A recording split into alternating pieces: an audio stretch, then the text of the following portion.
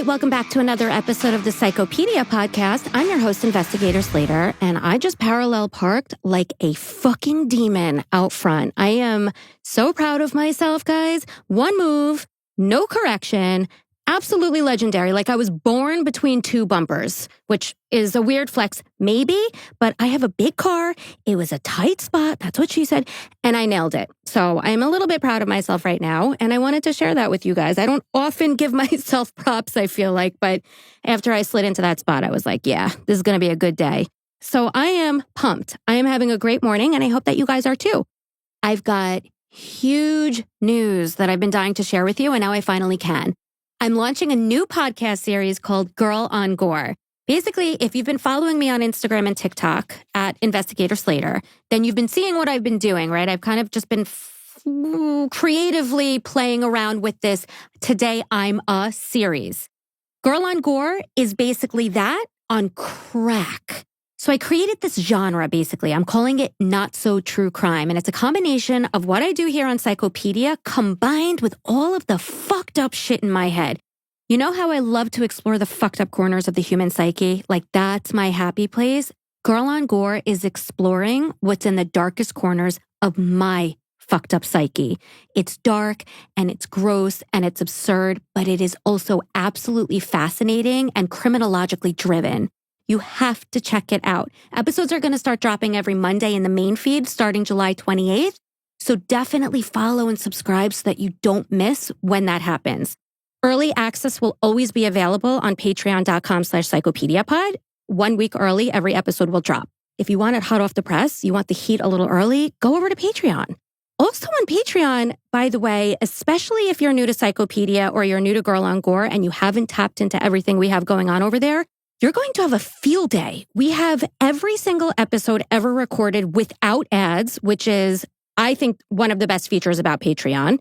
We have a true crime, full-fat, full-blown episode every single month that I created, obviously, and present. It's called Slaterpedia. And then we also have twice a month episodes where I invite you guys, guests, to be my guest co-host and to record the episode with me. So number one, if you want to listen to that, you want to listen to your peers weighing in on cases, which is really interesting, it's on Patreon. And also, if you want to be my guest co-host, join Patreon, the Semen Demon tier, and sign up, and we can hang out. Honestly, it is so much fun. You can be located anywhere in the world, anywhere in the country. It does not matter. It is done virtually. So do that so we can get to know each other. And while we're on the topic of Patreon, but of course, I want to give propers to some of the new patrons that signed up this week. Some of them have incredible names. Some of them have their own name, which is incredible also because I'm getting to know you for you. So here's what we got. We got Psychopedia with benefits, which should be the tagline for Patreon, I feel like, because that's exactly what it is. It's what you hopefully know and love already, what you're getting for free, but like tenfold over on Patreon. There's Scott, and then in parens, Scoos. What up, Scoos? Orange on a grapefruit, which, all right, I don't want to be hasty, and I don't want to like give this a superlative prematurely until I've really thought it out, but I think that might be one of my favorite Patreon names ever. It's a shout out to So I Married an Axe Murderer, which is one of my all-time favorite movies.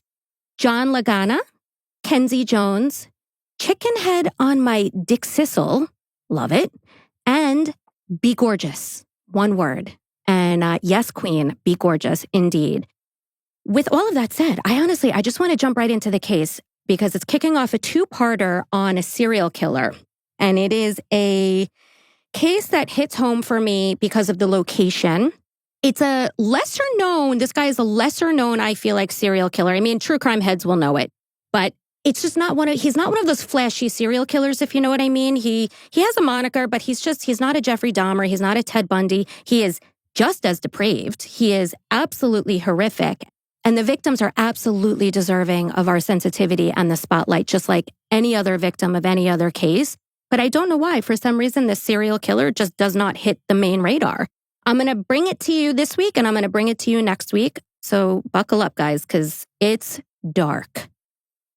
For 4 years, he prowled the margins of New York, hunting the forgotten, the discarded, the women the world had already erased. These were lives left to rot in plain sight, casualties of broken systems and willful indifference. This predator didn't skulk in the shadows or wear a mask. In fact, he too was just out there in plain sight, driving his mother's car and never too far from home. He stopped for coffee, he ran errands, all while corpses decomposed in his trunk. The stench of death was but a minor nuisance for this horrible man because he dabbed Noxzema under his nose, thick, methylated armor against the rot, like some low-rent Clarice Starling reject playing house in his own horror movie. And while this man went about his painfully average, soul-numbing daily routine, grocery runs, gas station stops, mowing his lawn, no one noticed a damn thing. He blended into the backdrop of New York like bad wallpaper, forgettable, colorless, invisible. By day, he was just another unremarkable face in the crowd.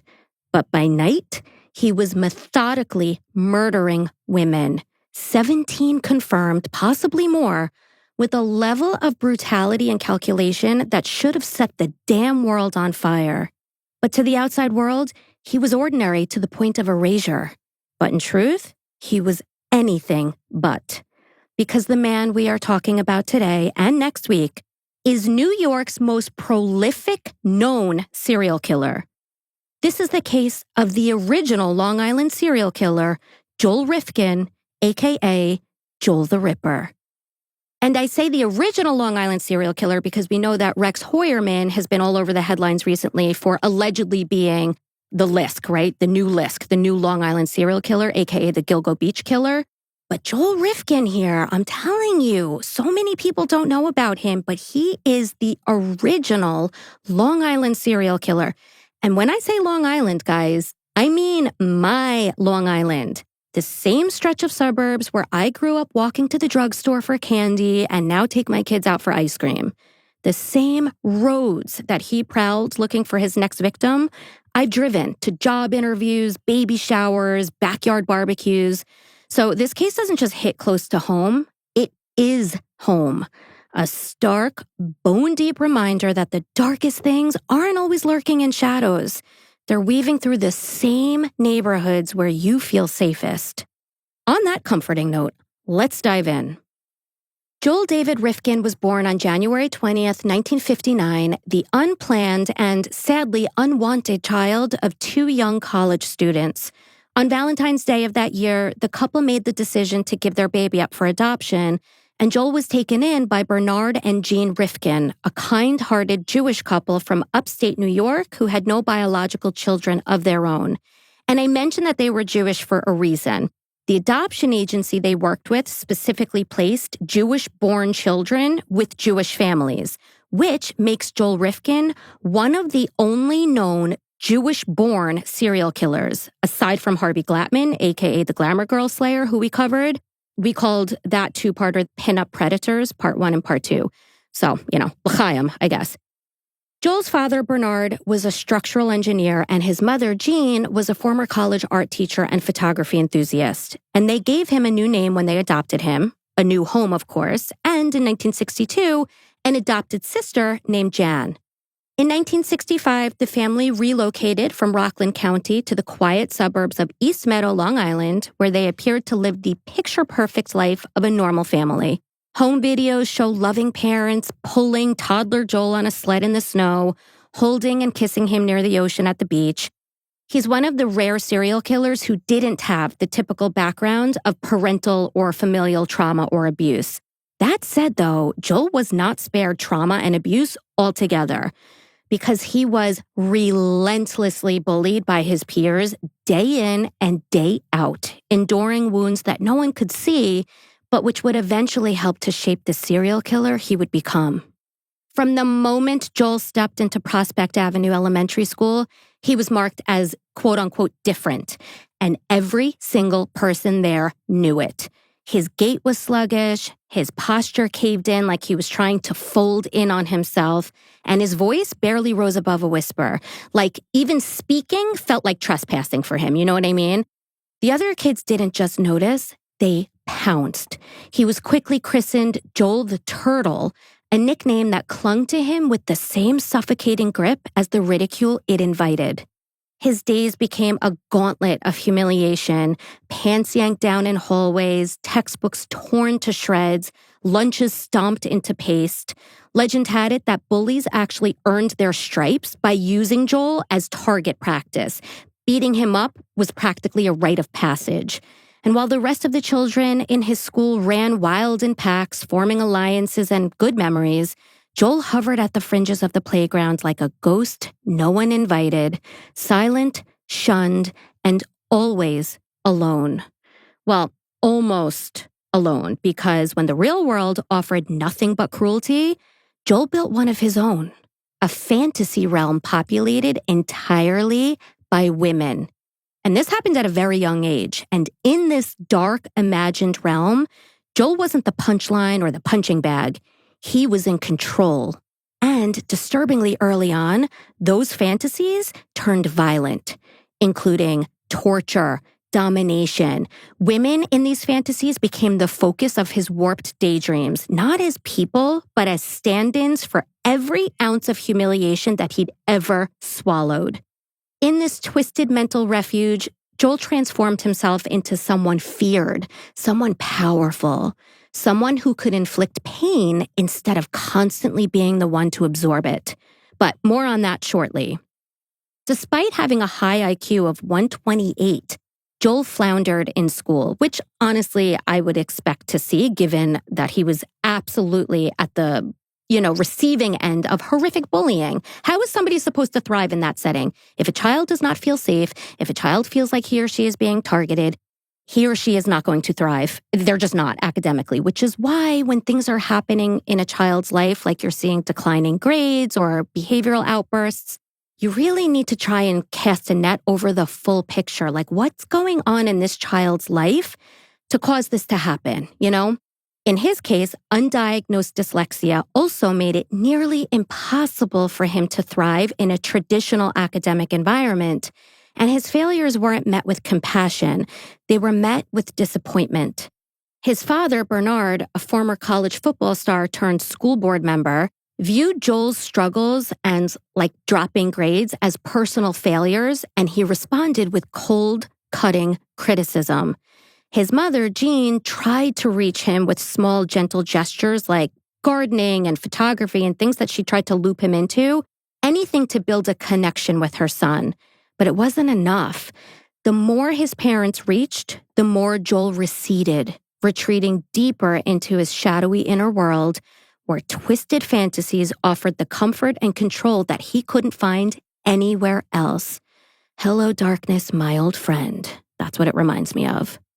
Desperate to belong, Joel ran for student body president, which he lost, and joined the track team at East Meadow High, hoping for acceptance. Those are some brass balls he has. I mean, he's constantly being bullied and tortured, but he runs for student body president and then he joins the track team. On one hand, good for him. Very impressive that he was still swinging for the fences. But also, I feel like you're putting yourself in the line of fire a little bit by doing that. I don't judge him. I think honestly, I'm swaying more towards good for him for going for it, but a bold move, I'll say, because he faced continued and relentless humiliation on the track team. His teammates called him lard ass, stole his clothing, shoved his head in toilets like old school swirlies, and once even stuffed a dead chicken into his mouth. And Joel never fought back. He just took it. Even worse, he tried to win his classmates' approval and would invite them over for beer, as if friendship and protection could be bought. Meanwhile, somehow, amidst the relentless bullying, Joel managed to get a girlfriend, which, I'm patting him on the back for that. Not really, by the way. I will never pat Joel Rifkin on the back, but pretty impressive that he scored a girlfriend. However, instead of a girlfriend giving him a shred of social capital, it instead made him an even bigger target because the bullies now had a renewed sense of purpose, and that was to destroy Joel's relationship. They knew that he worked part-time at the library and that his girlfriend would meet him there after his shift. So one afternoon, the track team lie in wait outside with eggs and shaving cream like it was some deranged pep rally or Halloween. I don't know if that happens, by the way, outside of New York on Halloween. In New York, definitely on Long Island, kids, like they run around the neighborhood with eggs and shaving cream, toilet paper, and they just fucking destroy other kids and houses. That definitely happens everywhere. I don't know why I'm acting like this is maybe just a New York thing. I just know that like Halloween for a lot of kids was a very scary day. When Joel stepped outside of the library after working his shift, right, and he was ready to meet his girlfriend, the track team absolutely annihilated him and they pelted him with eggs, they covered him in foam, and they just laughed like a pack of fucking feral hyenas. I hate kids sometimes. I hate bullies. The level of cruelty and the calculated nature of what they are doing is so disturbing. Also, mean kids are scary. Like still, as an adult, mean kids to this day scare the shit out of me. But Joel's girlfriend, mind you, not only did she not step in or scream or cry or whatever, she laughed. She fucking laughed right along with those motherfucking bullies. And just like that, Joel's romance ended in humiliation, and his misery continued. But then, Joel's parents did something. They gave him a car, a coming-of-age kind of gesture that was intended to offer him some salvation, a ticket out of the isolation, out of the shame, a psychological erosion that had hitherto, nice, defined his adolescence. But the car did none of that. Instead, it quickly became a burgeoning predator's chariot. It literally transformed into a vessel for Joel's darkest, most deviant fantasies, an extension of the storm that was building inside of his mind. And that timing, by the way, wasn't incidental. Late adolescence is often when latent pathologies intensify, when unresolved trauma, social failure, and neurological vulnerability start to harden into something far more dangerous, which is why early intervention is critical, because once the descent begins, it becomes incredibly difficult to reverse. So Joel Rifkin now has a car. It's not doing for him what his parents thought it was going to do, but it's doing something else entirely. He would cruise through Hempstead, which is the town in which East Hempstead is located. East Hempstead is where he lives with his family. He would cruise through the streets alone, a time in which he was safe from the bullies, and he would wind into the shadowy streets of Manhattan, his eyes cold and vacant, scanning for sex workers to fuel a growing need inside of him. So we're obviously seeing an escalation here, right? And it's happening pretty young. Each night, the fantasies grew more and more twisted in nature as he drove around, more grotesque, images of bondage, rape, brutal control, and disturbing gladiator-style fights to the death between women consumed his sexually violent mind. In Joel's fantasy world, women were sex slaves. He would pierce their bodies with darts and arrows, reflecting his now growing fetish for penetrating skin with sharp objects, which is a fetish referred to as what, guys? This isn't a pop quiz. This is just something that I feel like you should know by now. No shade if you don't. I'm going to tell you. It's called picorism. And we've covered it a bunch of times so far in Psychopedia. In Joel's horrific fantasies, and this is both interesting and very psychologically telling, the women in his mind never screamed. They never fought. They never resisted. They just took his punishment. And what this tells us is two things, okay? One, Joel Rifkin never saw his victims, imagined or later on real, as human beings. They were merely objects. And two, his victims' silence meant power. Silence was godlike. It was the sound of complete and utter control, his control. And that was Joel's ultimate high. Pop quiz. Around this time, what did Joel become absolutely fixated on? A, setting small fires in crowded areas. B, Alfred Hitchcock's film Frenzy, which is a film that somewhat echoed the twisted legacy of Jack the Ripper. Or C, coming up with flashy rapist names for himself, monikers to match the infamy that he fantasized about earning. Okay, 5 seconds, guys, go.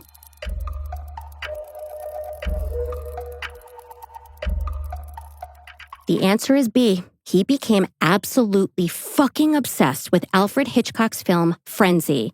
Also, by the way, I don't know if we are supposed to say it is in Long Island or on Long Island. This is something that Tank and I still talk about to this day. I tend to say on Long Island, but I think a lot of people say in Long Island. Whatever, it doesn't matter. Joel obsessively watched Alfred Hitchcock's Frenzy, which was about a serial killer in London who rapes and strangles women to death with a necktie. And here's the thing, all right? Joel didn't just watch the film for entertainment value. He absorbed it. He studied it. He internalized the brutality. Reminds me of Shay Groves in the case that we just covered. She quite literally studied serial killers to learn their methods and their ways. She used their depravity as a blueprint. And that is exactly what was happening here with Joel Rifkin. The violence in the movie didn't repulse him. It electrified him. Even worse, it awakened desire. He relished the look of terror in the women's eyes as their life began to drain away. In many of Joel's interviews later in life, which I've watched, of course, he makes it a point to emphasize just how impactful this movie was for him. It was formative.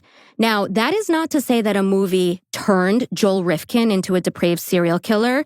It's just that when he saw on screen what he'd been more or less conjuring up in his mind's eye on the regular, it gave shape, color, and validation to the darkness already festering inside of him, like someone had basically handed him a blueprint for the violence that he'd long been rehearsing in silence. Joel more or less stumbled through the final stretch of high school in 1977, graduating near the bottom of his class. Still, he clung to a fragile thread of hope that maybe college would be a fresh start. Maybe adulthood would finally give him what childhood hadn't, and that was belonging and purpose. Spoiler alert, it did not. It just further unraveled and developed a full-blown addiction to transactional sex with sex workers, one in which had him spending $20 to $30 a night, almost every night, on their services as he cruised around in his car fantasizing about strangulation. So I want you to think about where we are in the timeline at this point. He just graduated high school. He is still in many ways, I'm not going to say a child because, 18 years old isn't a child, but he is so young to have developed such an addiction to sex workers at this point. But of course, obviously something so much darker was festering. Because at this remarkably young age, Joel Rifkin developed a compulsive dependency on transactional sex. So it wasn't just he enjoyed the physical component of it, it was compulsive. It was something he literally could not stop himself from doing. The whole experience for Joel was bewitching, from being out at night when the world around him mostly slept, to the gleam of car headlights slicing through the darkness, to the slow, predatory crawl of his car as he trolled the streets. Every fucking detail became part of a ritual. The anticipation, the anonymity, the transaction of it, it was all intoxicating for Joel Rifkin. Each night became a hunt cloaked in routine. And for Joel, the night wasn't just a time of escape. It was when his darkest impulses were not only allowed to breathe, but invited to thrive. In that same year, 1977, Joel enrolled at Nassau County Community College, but his attendance was sporadic at best. I actually took a class there, by the way, at Nassau County Community. That's what I'm saying. This case really is home for me. So Joel drifted through that year at Nassau County Community College, half asleep. He completed only one course. He obviously wasn't putting his best foot forward. I think in many ways, he did a lot of the sort of mainstream things to appease his parents. The next year, in 1978, he transferred to SUNY Brockport, which is a public university located 6 hours north of Long Island, hoping for somewhat of a fresh start. But really, it was just the same shit, different campus. During the research, by the way, this part hit me hard because I personally struggled a lot in college with depression, anxiety, insecurities. And every time I moved apartments or I joined a sorority, which by the way, I ended up getting kicked out of, I always thought to myself like, okay, this is it. Everything's going to change. I'm going to be happy now. I'm not going to cry all the time. I'm not going to hate waking up in the morning. And you really, really, truly believe that like a new apartment, a new dorm room is going to do that. But changing your environment alone is not enough because at the end of the day, you are still you. You know what I mean? So if you don't get to the root problem, if you don't get to what's driving you to feeling like you need to change and you're putting everything you have in that change, you're not going to overcome whatever it is that's really haunting you. I'm not actually comparing myself to serial killer Joel Rifkin, by the way, but I do think it's important to acknowledge how easy it is to believe that changing your surroundings or your circumstances is going to fix everything. Because the truth is, unless you face the core of what's going on inside, nothing outside will ever truly change. You know what I mean? Not meaningfully, anyway. By 1980, Joel had completely dropped out of college. His life, which had barely begun really, was already crumbling on every front. He had girlfriends, but he still compulsively paid sex workers on a nightly basis for transactional sex because that was his compulsion.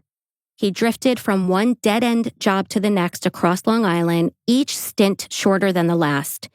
Employers complained about his odor, his disappearing acts, and the vacant stare that he would give people. Yet, Joel clung to the delusion that he was meant for something greater still. He filled notebooks with dark poetry that no one would ever read, took photos that led absolutely nowhere, and threw himself into gardening, a quiet little ritual that brought him fleeting peace, though never managed to actually touch the rot inside of him. Because it turns out having a green thumb doesn't make you any less of a psychotic weed. He also, get this, wrote an autobiographical screenplay based on his very short time at SUNY Brockport called The Frosh, which is slang for freshman, which I feel like I want to snap in a coffee house. You know, the frosh, like, oh my God, that's so deep. That's so meaningful. I'm sorry, I'm making fun of Joel Rifkin. I don't know why. I do know why, because he turns out to be a fucking asshole. Occasionally, Joel did try to live on his own, and he even once lived with a girlfriend, but failure always dragged him back to his childhood bedroom, to the house that watched him wither. Then, in about 1986, Joel's father managed to actually persuade his now 28-year-old son to take one more class at SUNY Farmingdale University on Long Island, and even offered to pay his tuition if he received a B or higher. Wanting desperately to make his father proud, Joel enthusiastically accepted the challenge and enrolled in a biology class. And sure enough, Joel scored a 90% on his midterm exam. Because remember, he has a high IQ. I think he's just obviously psychologically so tormented that he's not focused on academics. But it shows you here that when he is able to focus on it, what he's capable of. And he couldn't wait to tell Bernard, his father, about this score. However, sadly, by that point, Bernard had slipped into a coma after swallowing a fistful of barbiturates following a long and brutal battle with emphysema and prostate cancer. He actually died just one day later, and Joel felt that he was deprived of his shot at redemption to show his father that after 28 years of disappointing him, he still had potential. Years later, psychologists would actually point to this traumatic event as proof that Joel was a true psychopath, as the only way he viewed his father's death was as an event that ruined his own shot at happiness and redemption. In response to this assessment or this analysis, Joel later went on to explain that all he ever really wanted out of that experience was a hug from his dad. It wasn't necessarily redemption. It wasn't standing in the way of him feeling any type of real emotion about his father's death, although I don't think he actually had the capability of experiencing pure emotion and empathy. But Joel did state, quote, "This is one of the least understood things where I have been said to be very self-centered or very narcissistic and all of those other fancy words. If I succeeded with getting a good final grade, I would have got a hug. It would have been a meaningful hug," end quote. One thing I should mention about Joel Rifkin at this point, I don't have this in my script, but I want to mention it. He's always the victim. He's always putting himself on the side of history where the world is always against him and he is always pulling the shorter stick. You know what I mean? Obviously, he was bullied. That was very real. And what he experienced as a child, I personally empathize with. That said, everything that comes out of Joel Rifkin's mouth is like, what else was I supposed to do? This is how I reacted to being bullied. This is how I reacted to not being loved. He is always the victim and he is always skating responsibility. So here he's saying all he really wanted was a hug from his dad, and that is why he was so sad that his dad died before he could tell him about his good grade. But still, I don't think he realizes that even saying all he wanted was a hug is still putting himself in the position of victim, right? Here, his dad took his own life after battling a very painful disease. And Joel, all he wanted was a hug. And it's a shame that he swallowed a fistful of pills before he could give me that hug. You know what I mean? Like, I'm the one to feel sorry for here. Anyway, following Bernard's death, Joel fell into the deepest depression of his life, and he turned to sex workers for comfort. He'd been frequenting sex workers for a decade by this point, binging, as he referred to it, but now it was truly all he had. His days had become absolutely meaningless, lost in the blur of monotony, but his nights were everything. And this went on for 2 years, even after he'd been robbed multiple times by multiple sex workers. Even after he'd been arrested in August of 1987 for soliciting an undercover cop, a minor offense that didn't even seem to rattle him in the slightest. Rather, all of these things, being robbed by sex workers, being arrested, it made him sharper, smarter. Like any instinctive predator, he evolved, became more methodical, more calculated, learned to hunt and fantasize more cautiously. In 1988, while interning at the Planting Fields Arboretum, I can't pronounce that word, in Oyster Bay, Long Island, Joel met a woman. Not one that he ever actually spoke to, but one in which he was deeply involved nonetheless. You see, Joel had constructed an entire fabricated relationship in his mind with this woman and became absolutely obsessed with her. The problem for Joel was that, like most every other woman he'd ever encountered, she barely even registered his existence. And the pain he felt from her silent rejection cut like a knife, because it was essentially the culmination of a lifetime spent being rejected, if not entirely invisible, right? A lifetime of ridicule and isolation. And in that moment, something inside Joel Rifkin cracked beyond repair. His fantasy of gaining ultimate control through taking a life shifted now from a distant, twisted dream in his mind to a palpable need.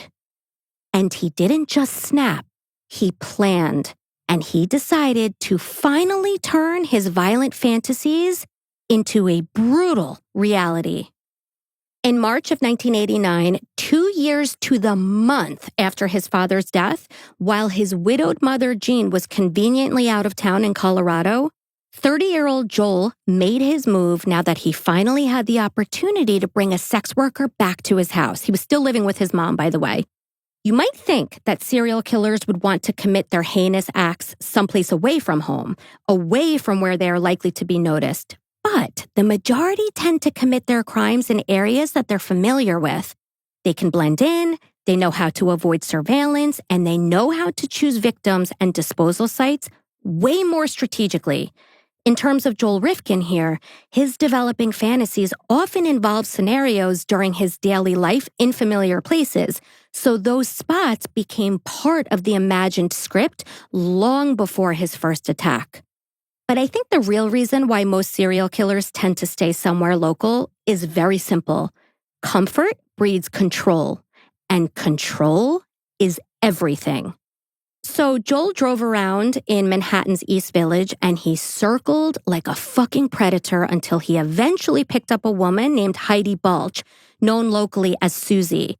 Susie was a blonde-haired sex worker who was completely emaciated, heroin addicted, and displayed a noticeable tremor. According to Joel later on, Susie suffered from advanced HIV. And one thing that quickly becomes clear in this case is that the women that Joel picked up and went on to kill were consistently described as small, frail, sick, thin, and visibly strung out. So he deliberately targeted those who seemed closest to death already, women that he believed no one would miss, who wouldn't have the strength to fight back, and whose disappearances wouldn't raise alarms. To hear him tell it, he almost tries to rationalize it, like he uses their weakened states as a sort of moral loophole. Like, well, they were knocking on death's door anyway, so what I did was more of a gentle nudge than an actual crime. You know what I mean? Like, that was his twisted mentality. Newsflash, they are human beings. Newsflash, you fucking suck. So Susie was so deep in her addiction that after getting into Joel's car, she had him stop multiple times just to score more drugs as they drove out to Long Island. Because remember, he picked her up in Manhattan, and she agreed to have sex with him back at his place on Long Island. And Susie was so hooked on crack and heroin that she even lit up in Joel's car, puffing away as they cruised from one dealer to the next. When they eventually arrived at Joel's mother's house in East Meadow, it was the middle of the night by that point. But Joel wasn't worried about neighbors detecting any suspicious activity because, well, you tell me, pop quiz, what made Joel so absolutely unconcerned about his neighbors noticing his suspicious movements at odd hours? A, in return for mowing their lawns, he asked that they allow him to poke around their yards after dark in order to plan his morning route. B, his neighbors believed that he was part of a neighborhood watch group. C, his neighbors simply knew and accepted him as an eccentric nocturnal creature and did not ask questions.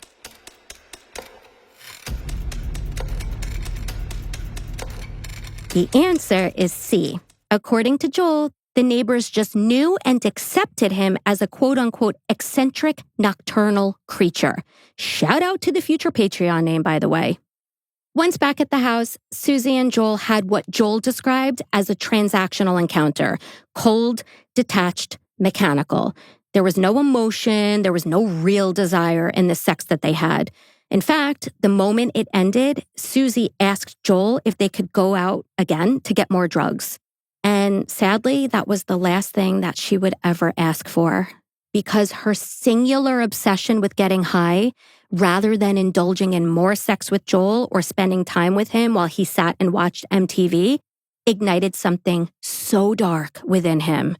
Side note, MTV in the late 1980s was the shit. I mean, I don't know how many of you watched it in real time or if you know what I'm talking about, but they made like legit music videos back then, which is something I did, by the way, with my twin sister and my brother. We made 3 music videos together. We have this like amusement park that was close to our house, which I still take my kids to this day. And they had this little mock studio, and we would lip sync to songs like Billy Joel's We Didn't Start the Fire, the theme song to Dirty Dancing. We would, bring in some choreo. It was awesome. And our band's name, by the way, was Adam, which is my brother's name, Adam and the Cuties. So, try and top that. See if you can top that. So anyway, Joel was not just irritated by Susie's lack of interest in him. It was a surge of humiliation, a deep wound to his extremely fragile ego.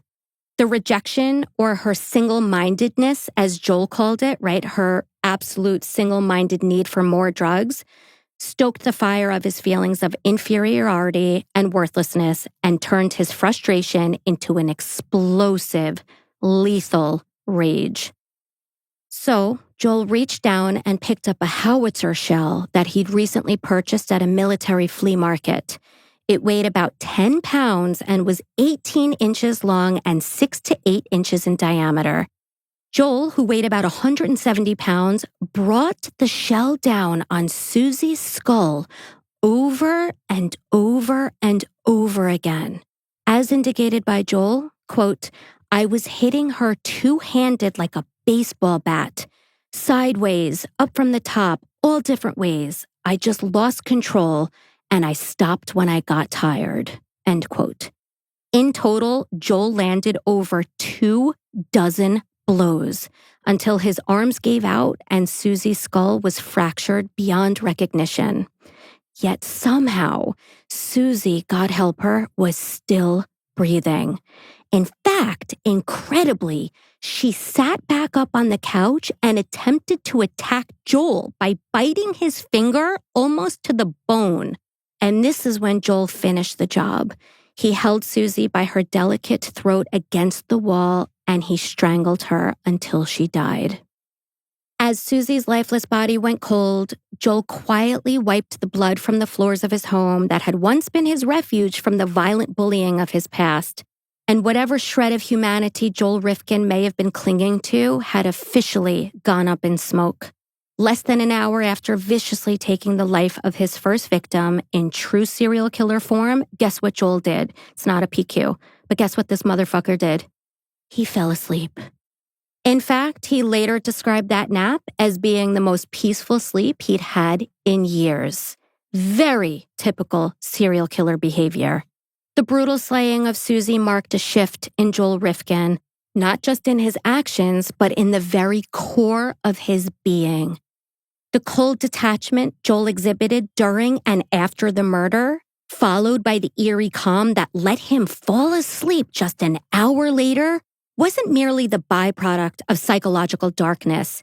It's believed to stem from something deeper, something neurological, actually. Specifically, reduced gray matter in key areas of the brain, including the frontal lobe, which governs behavioral regulation, decision-making, and social cognition. Abnormalities in this region of the brain have long been associated with what some researchers controversially term as a criminal brain. As it turns out, Joel Rifkin displayed precisely these deficits, offering one potential explanation for the chilling ease with which he committed brutal murders and then resumed life as if nothing had happened. And we know that Joel exhibited reduced gray matter in the frontal lobe of his brain because he eventually underwent medical testing at the University of Southern California, where brain scans were conducted on 25 murderers, including him, to explore potential physiological correlations. The results showed significant abnormalities in the frontal lobe, get this, of all 25 offenders. In Joel's case, Dr. Jonathan Pincus noted that his frontal lobes were, quote, very, very seriously damaged, end quote. When you factor in his antisocial behavior and psychopathic tendencies, this creates somewhat of a medical basis for understanding his actions. Now, that said, and this is important, having brain abnormalities does not mean that someone will automatically turn into a serial killer. Obviously, according to somebody named Adrian Rain, who's a psychology professor at the University of Southern California, other factors must also be considered, such as whether a person has positive role models, mentors, experiences trauma or abuse during childhood. In other words, it's not just about nature, it is also about nurture. Okay, back to the case.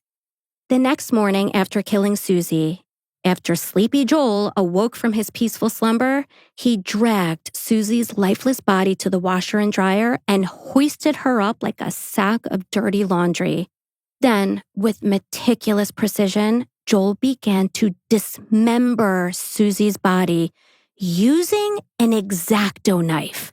Not a cleaver, not a hacksaw, an X-Acto knife.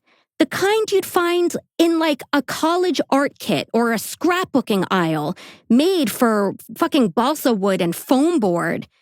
It's a tool with a 1-inch blade so thin that it literally flexes under pressure. You don't just slice through a body like it's cardboard. You know what I'm saying? Human flesh, it's tough. Ligaments resist, bone doesn't yield.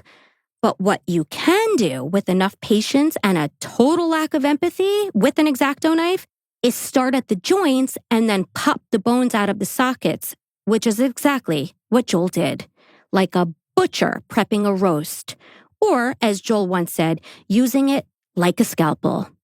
Absolutely horrific. And, according to Joel, easy. I reduced it to biology class, he later explained. To erase her identity, Joel sliced Susie's fingertips and removed all of her teeth with a pair of pliers. Then he decapitated her and hacked off her limbs, placing her severed head inside of a paint can and her arms and legs inside of 3-gallon garbage bags. Next came the disposal. Susie's head, sealed inside the paint can, was dropped a few hours away from New York City in a wooded area near Hopewell, New Jersey, while her torso, arms, and legs were discarded in the East River off Lower Manhattan like trash. And Joel really felt no remorse over what he'd done. Paranoia about being caught? Yes. But remorse? Shame? Guilt? Regret? Not even close. Because for once, he was a man in control. He had the power, as indicated by a retired NYPD sergeant who is considered an expert on serial killing, Joseph A. Pirano, quote, "Once Rifkin committed his first homicide, the monster, in effect, hatched," end quote. And we're going to circle back to that term monster in a bit, so put it on ice. Just a few days after Susie's horrific murder on March 5th, 1989, a golfer at Hopewell Valley Golf Club in New Jersey discovered the paint can containing her severed head tucked beneath the trees near the 7th hole, because dipshit Rifkin thought that he put it really, really deep in a wooded area, but the schmuck put it on a fucking golf course. But that head in that paint can came with no name, no context, no leads. The press simply gave it a paragraph and moved on. In fact, no one even came forward to report Susie as missing until after Joel was eventually caught nearly 5 years later. And she wasn't actually identified until 2013. Police did try to reconstruct her face, though, after her head was discovered, and apparently there was one cop who really dedicated himself to finding out who she was back, when her head was found originally. But he was unsuccessful, so it took that many years to find out who she was. And Heidi Balch, a.k.a. Susie, the first of 17 murder victims claimed by Joel Rifkin, was erased. And Joel made a vow to himself after that he would never kill again. In fact, he wrote himself daily affirmations or reminders that said, and this is a quote, "No more P and no more K," which meant no more prostitutes and no more killing. Can you imagine writing yourself affirmations that say no more killing? I write myself full steam ahead, like if I'm feeling a little depressed or whatever. Can you imagine having to say no more killing? 18 months later, however, after being, quote, annoyed by the fact that his mind kept replaying Susie's murder over and over and over again, Joel decided that he could no longer fight the urge to kill again. And with that, he set his sights on his second victim, Julie Blackbird, a sex worker in Lower Manhattan, whom he selected for one very specific reason. Pop quiz. What was the reason behind Joel selecting Julie Blackbird in particular as his next victim? A, he claimed Julie, quote, walked like a bitch who thought she was in control. B, she had a beauty mark in the exact same place as the woman he was obsessed with who rejected him from the internship. C, she reminded him of Madonna. Also, I said Madonna really weird. I don't know why I said it like that, but here we are. Okay, guys, go.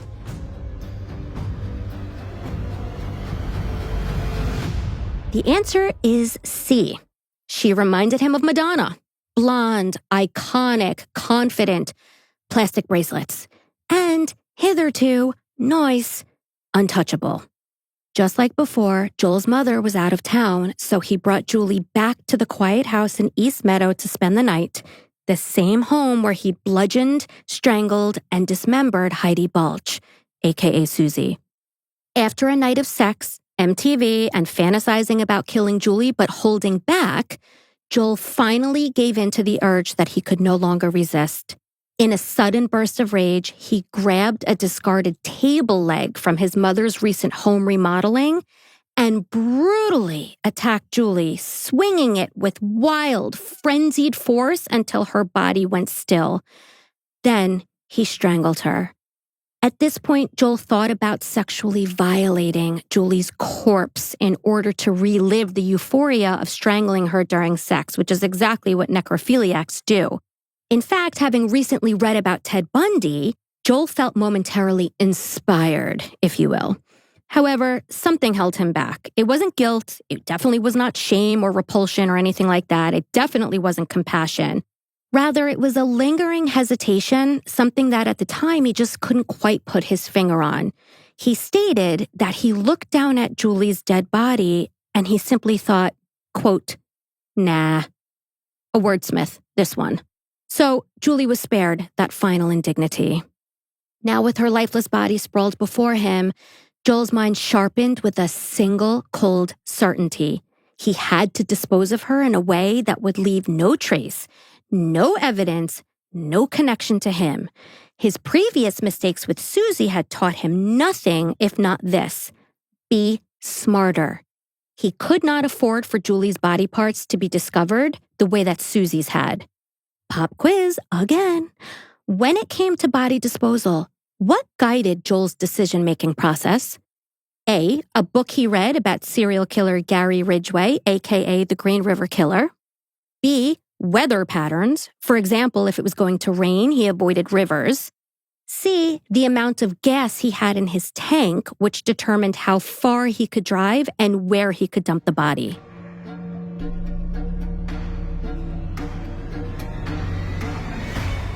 The answer is actually A. A book he read about serial killer Gary Ridgway, aka the Green River Killer. Something about Joel Rifkin, he took a lot of guidance and a lot of inspo from serial killers. This is what he said, all right? I'm going to say this now with a really thick Long Island accent so that I sound just like Joel, okay? And this is a quote. I think I imitated what I read because a lot of what I told the psychiatrist is almost lifted page by page from the Green River book. He buried one, I buried one. He went from water to land, I went from water to land. He placed one by the airport, I placed one by the airport. He did things in clusters, I did things in clusters. End quote. I'm sure you're cringing on the other end of this microphone, but for me, that's like a Sunday dinner with my relatives. Even though they operated on opposite sides of the country, Gary Ridgway and Joel Rifkin, they were very similar in many ways. Certainly not in all ways, obviously, but their victimology was the same. They were both socially awkward men, unremarkable men who blended into suburbia. They both harbored sadistic fantasies and derived control and sexual satisfaction from murder. Actually, it's largely believed that Joel was also neurodivergent and possibly on the autism spectrum, as he never made eye contact, rarely made facial expressions, and struggled to understand the emotions of other people. That's obviously not to say that people who are not neurodivergent become serial killers. It's just we're going through potential theories and going through the makeup of Joel Rifkin, and that is a theory, that's just part of his makeup. Both Joel Rifkin and Gary Ridgway developed deep internalized rage, expressed through repeated, calculated killings. They evolved their disposal methods over time and evaded police for years. Gary Ridgway, during Rifkin's reign of terror, was the most investigated serial killer case in the world. And Joel kept his finger on the pulse of what the Green River Killer was doing at all times. Worse, he wasn't just following the Green River case, he was taking notes, turning imitation into strategy. So now, with Julie Blackbird's body cold and in his mother's basement, Joel jaunted out to Home Depot, bought quick cement, a mortar pan, an X-Acto knife, again, why not a fucking saw? I don't know, and hauled the heavy bags back to the house. Then Joel's hands worked with methodical precision, moving almost mechanically as he dismembered Julie's body. Can you imagine the level of disconnect, the coldness, for a man who just killed a human being to be casually strolling the aisles of Home Depot? That is not cold. That's fucking cryogenic. That is next level. So Julie Blackbird's once vibrant, living form was now just a set of pieces drying for 2 days in cement in the basement of her killer's mother's suburban home. Julie's head, arms and legs were sealed into buckets of concrete, and her torso was crammed into a milk crate. Then, days later, after the cement dried, even though it's quick cement, it still took a couple days to dry, one by one, Joel scattered the remains, her head and torso sinking into the murky depths of Manhattan's East River, her limbs tossed into a Brooklyn canal. And just like that, Julie Blackbird disappeared without a trace. And no part of her would ever be found. The only trace of Julie's existence, aside from Joel's eventual confession, was her diary, which he kept hidden in his bedroom, along with her jewelry, like twisted trophies. Another life extinguished and more keepsakes to remind Joel of his power and her silence. And once again, Joel had gotten away with murder. One of the key reasons that Joel Rifkin managed to evade capture for so long was the chaotic crime landscape of the late 80s and 90s. During this period, serial killings were on the rise, compounded by widespread drug-related violence and a surge of unsolved cases. The crack epidemic brought with it the highest murder rate in New York City history. And of course, this created a cloud of confusion and ambiguity within law enforcement. Many of Joel's victims, if not all, were crack-addicted sex workers, and unfortunately, these cases just didn't receive the attention they deserved because they were just sort of par for the course. Law enforcement, often dismissive of these women's lives, overlooked their disappearances as simply the unfortunate consequences of their lifestyles, and public interest in these women was virtually non-existent. It was the perfect storm that allowed Joel's killing spree to persist for years, largely unchecked. It was not some twisted brilliance on Joel's part like so many sensationalized documentaries love to suggest. It was apathy, indifference, and an overwhelmed system that, for the most part, simply did not prioritize the deaths of sex workers. By summer, Joel's landscaping business, because he had this little mock nursery that he was keeping equipment in and pretending to be a professional landscaper, it was all but a shell. Clients had stopped calling, the equipment sat unused, and bills piled up in dusty corners. But Joel barely noticed because the business had always been secondary. The real work, the only work that truly mattered, was murder. On July 13th, 1991, Joel picked up Barbara Jacobs, a petite 31-year-old woman with a troubled past, marked by sex work and auto theft. He brought her back to East Meadow, slipping into the familiar, well-worn pattern of sex, MTV, and sleep. As Barbara drifted off, lulled by the quiet, Joel struck her with the same table leg he'd used to murder Julie Blackbird. With brutal force, Joel shattered Barbara's skull before strangling her. This time, however, there was no X-Acto knife, no dismemberment, no blood-soaked tools to scrub clean. This time, for reasons even Joel cannot explain, he decided to wrap Barbara's body in plastic, fold her into a cardboard box, and load her into the back of his mother's 4-door blue Toyota sedan. I think the reason he didn't dismember her, honestly, is because he realized that he simply didn't have to. These women were not being prioritized by law enforcement even when they were being found, and most didn't even have anybody looking for them. So why go through all that? Why go through the mess and the headache and the physicality of it? Why not just do what he did next, which is, under the cover of darkness, park the car near a cement plant by the Hudson River and dump the remains? Pop quiz. What did Joel do next? A, pay a sex worker for oral sex. B, fall asleep in his car. C, set the car on fire.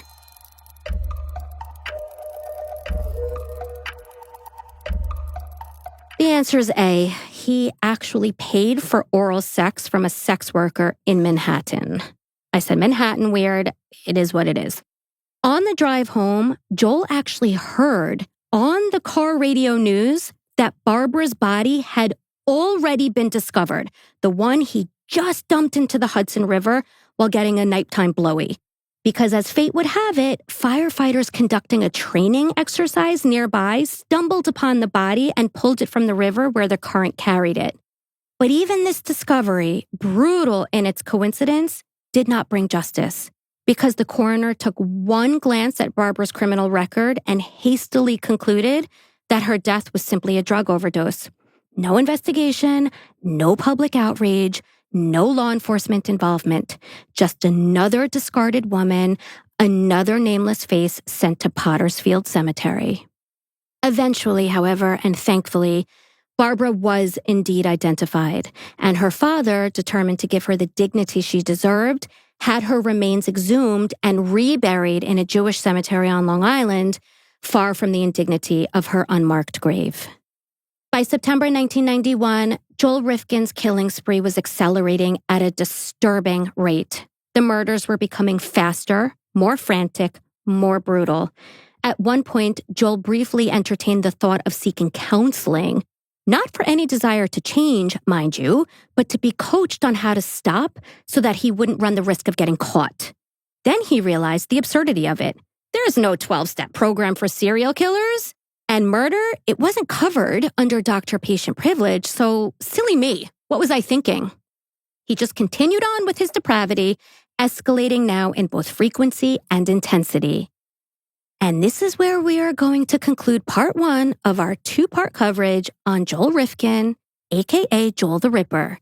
Part 2 gets really fucking heavy because that's when we're going to really explore the darkest corners of Joel's psyche, the intense trial that followed, and the chilling continuation of all of his horrific crimes. Trust me, I know you wonderful freaks, you are not going to want to miss part 2.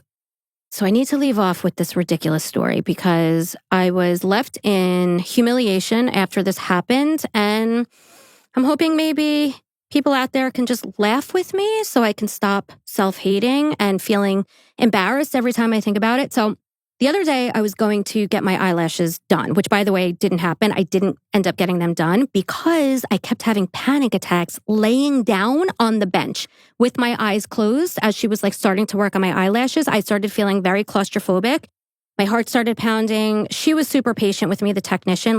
Shout out to just eyelash technicians, nail technicians, everybody who, when you have your hands on somebody and they're not doing well, the patience that many of you exhibit, thank you. Okay. So anyway, I was freaking out.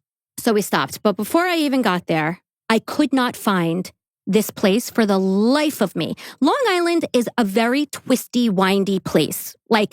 Every road has 1,000 offshoot roads. The Southern State Parkway isn't even going south. It's just confusing. So anyway, I can't find this freaking place and I'm already late for my appointment. So I call this nail technician who I'd never met before. I can't find it. She tells me to FaceTime her. So I'm holding my phone out the car and she's like, make a left, make a right based on where I am. I finally get there. Again, I've never met her before, so she already probably thinks I'm an idiot. I get there. I walk in. I had an AirPod in. It fell out of my ear. She went to pick it up for me. I don't know about you guys, and I know this is a little gross, but you do not want somebody else aside from you touching your AirPod. It's disgusting. I don't know why AirPods are white when they go deep inside of your ear canal because they almost always come out not looking super clean. So now she has to pick up this disgusting AirPod of mine, puts it in my hand. I'm humiliated. Then, after I have this panic attack in front of her, I get up to leave and my purse turns upside down and all of the contents of my purse fall all over the floor. So now she and I, both of us have long fake nails, are on our hands and knees. We can't even pick up the loose change from the floor because our nails are too long. Start to finish, absolutely humiliating experience. And I have not secondhand embarrassment because I lived it, but I have continuous embarrassment every time I think about it. So now I just need you guys to tell me these things happen and to stop replaying it over and over and over and to stop having intrusive thoughts about what an idiot I am. That's your palate cleanser, you guys. On that note, I want to thank you so much for being with me today. As always, for listening. Come back for part 2. It's a fucking doozy next week. Also, again, make sure you subscribe on Apple, Spotify, wherever you get your podcasts, because I started another podcast that's dropping and you need to be in the know. You need to know when I'm doing stuff because I have a lot of surprises up my sleeve, all for your benefit. So you have to subscribe so you don't miss anything. My new podcast is called Girl on Gore, and it is exactly what it sounds like. Thank you so much for being with me. Do your part. Please maybe consider leaving a heart on Spotify, Apple, wherever you leave reviews. And until then, I love you all so much, and I will see you next week. Thanks for listening. Bye.